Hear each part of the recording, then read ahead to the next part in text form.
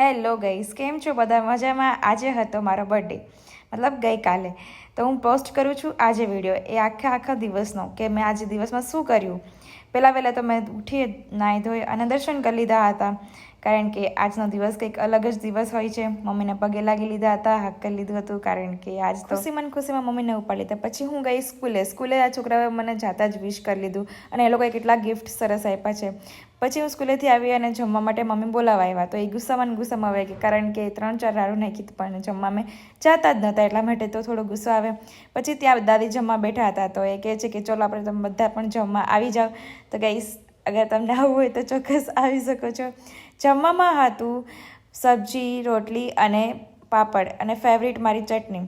પછી જમી લીધા પછી કામ તો કરવું જ પડે.